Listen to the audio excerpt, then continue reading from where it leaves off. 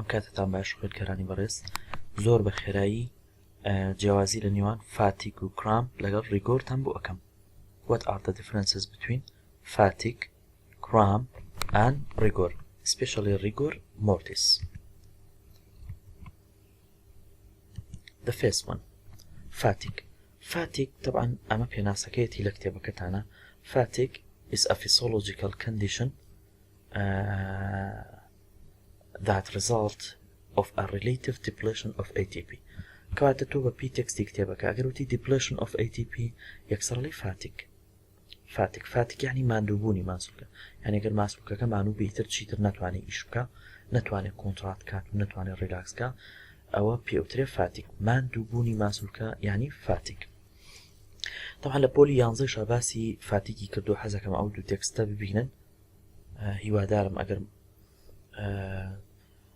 بە جوانی بیخوێننەوە بزانن کە فۆکەس بکەن بزان ئایا ئۆکسجین دێت ئەبێتە هۆی فاتیک. بەڵێ as oxygen become depleted هەر ڕێک دەقا و دەقتیاتی ئەڵێ as oxygen become depleted the muscle cell واتە muscle fiber begin to switch from cellular respiration to lactic acid fermentation. ئەو کاتە lactic acid دروست بوو، lactic acid accumulation in the muscle cell making the cell cytosol more acidic. کەواتە هەر کاتێکە ئۆکسجین کەم بوو ئەو کاتە خانەکە لە aerobic respiration و ئەبێ بە anaerobic respiration کە lactic acid fermentation هەرەوەنە lactic acid دروست بوو. lactic acid یەکێکە لە وەیس ماترەڵەکان ئەبێتە هۆی ئەوەی سایتۆسۆل واتە سایتۆپلازمی خانەکە ببێ بە ئەسید. با بزانین دوایەوە چی ڕۆیامە ئەم معلوماتە هی پۆلی 11. Increase acidity of lactic acid may reduce the capacity of the cell or muscle fiber or muscle cell to contract, resulting in muscle fatigue. زۆر بە ئاشکرا ئەڵێ سەیری کە تەسەسولەکەی چۆنە ئەگەر ئۆکسجین کەم بوو ئەیروبیک ئەگۆڕێ بوو ئەنئەیروبیک. ئەگەر ئەنئەیروبیک ڕوویە لاکتیک ئەسید دروستە بێ. ئەگەر لاکتیک ئەسیدیش دروست بوو ناو خانەکە ئەبێ بە ئەسیدیک. ئەگەر ئەمەش ڕوویە ئەو کاتە خانەکە ناتوانێت کۆنتڕاتکە. ئەم حاڵەتە پێوترێکی مەسڵ فاتیک. کەواتە ئۆکسجین دێتیش بە چەند ستێپێک ئەبێتە هۆی مەسڵ فاتیک. کەواتە مەسڵ فاتیک ئەڵێ pain and even cramps. ئەڵێ دوای مەسڵ فاتیکەکەیش ئەبێتە هۆی cramps. Eventually the lactic acid diffuse into the blood and transport to the liver where it can be converted back into pyruvic acid. ئەمانە هەمووی لە گرێدی 11 تایەتی و داخلنیە. بەس ئەوە بزانن مەسڵ فاتیک بەس ATP depletion نییە.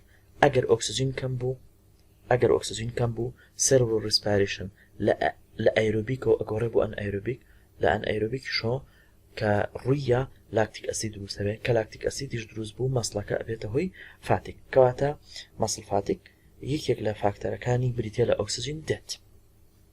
ئەم پێناسیش پێناسی ئینتەرنێتە، ئەمەیان لە نێت وەرم گرتووە لە ئینتەرنێت. مەسڵ فاتیک ئەڵێ is the decline یعنی دابەزین decrease in ability of a muscle to generate force.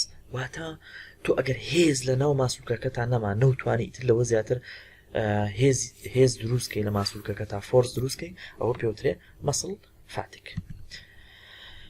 کەواتە ئۆکسجین دێت lead to an accumulation of lactic acid as a metabolic waste in the muscle fiber. کەواتە ئەمەش هەر معلوماتی ناو کتێبەکەتانە خۆتان بگەڕن بۆ تێکستە ئەیبینەوە.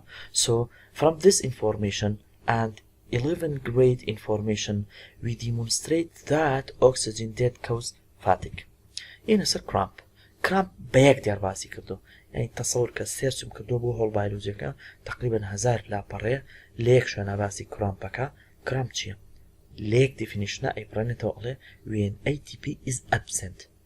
لە فاتیکە ئەیو depleted بەڵام لێرا ئەڵێ absent. کەواتە کیوەردەکەی لێرا چییە؟ absentە. when ATP is absent a state of continuous contraction occur. باش ئەوی مەسڵ فاتیکەکە وتمان مانووبوونی ماسوولکەکە. ئەی کرامپەکە چییە؟ کرامپەکە بە دووسێ نمونە بۆ تارێنمە.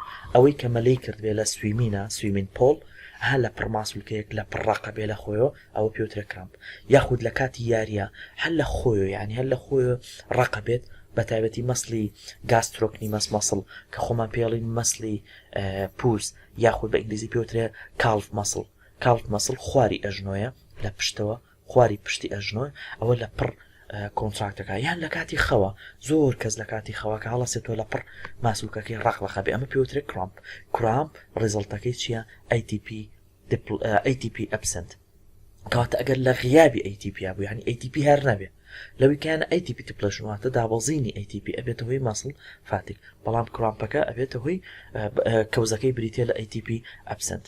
An example of depletion of ATP when a marathon runner collapsed during a race کەواتە کاتێکە ماراسۆنەکان ئەوانی کە ماراسۆنەکەن ئەوانی ڕاکردنەکەن سیباقی ماراسۆنەکەن لە پڕ ئەکەون بۆچی ئەکەون چکە suffering from severe muscle cramps کەواتە لە پڕ ئەکەون یعنی ئیتر توانای ئەویان نامێنێ زۆر جار لە یاریەکانە بینیمانە یاریچەکە ڕێک لە ناوڕاستی ساحەکان بەبێ ئەوی هیچ کەسێ لەبەر پیاە بێ یان نزیکی بێ لە پڕ خۆیاوە بە ئەرزا و کەوتووە جا یاریچێکی ڕەفیقی هێنێ قاچی تۆزێ بەرزەکاتەوە ئەوە بۆی هەڵەگەڕێتەوە بۆی کرامپەکە نەمێنێ بزانین ئەم پێناسا لە ئینتەرنێتەوە وەرم گرتووە کرامپ چییە is a sudden یاتە لە پڕە فاتیک لە پڕ نییە گراجواڵیە بەڵام ئەم لە پڕە is a sudden involuntary یعنی لا ئیرادیە involuntary muscle contraction or over shortening یعنی لە پڕ زۆر کورتە بێتەوە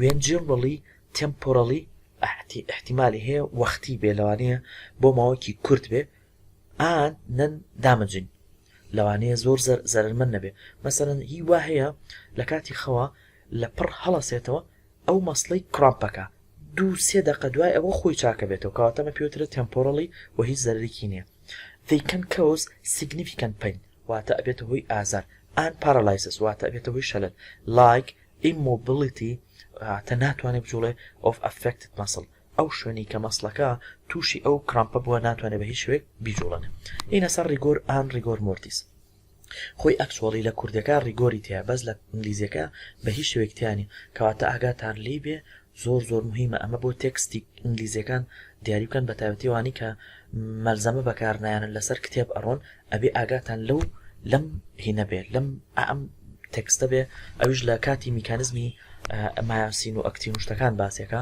ئەڵێ without ATP the myosin would remain attached to the actin کەواتە ئەگەر ATP نەبوو myosin attached to the actin permanently keeping a muscle permanently contracted ئەمە تاکو ئێرە لە کتێبی ئینگلیزیەکانە تایەتی لە کوردەکانە ئەمەی بۆ زیاد کردو ئەڵێ rigor will occur کەواتە بە پی تێکستی کتێبەکە جوابانەوە وتی depletion of ATP ئەڵێ muscle fatigue absent of ATP ئەڵێ cramp without ATP the myosin will remain attached to the actin keeping a muscle permanently contracted rigor will occur کەواتە ڕێک بە پی تێکستی کتێبەکە جوابانەوە لە سێکشن ڕڤیۆکەشە ئەم معلوماتی تیا ریگۆر مۆرتیس چییە کەسێک ئەمرێ کەسێک کە مرد بۆ ماوەی چەند ساعاتێک بۆ 3 ساعات هەموو جسمی ڕقەبێ ڕقەبێ ئەوە پێوترێ ریگۆر mortis a condition in which all of the body muscle become rigid shortly after a person dies ئەمەش لە ئینتەرنێت وەرم کردووە ئەڵێ rigor mortis is a temporary rigidity of a muscle occurring after death کەواتە rigor mortis ئەگەر مۆرتیسەکەی لەگەڵا بوو ئەمە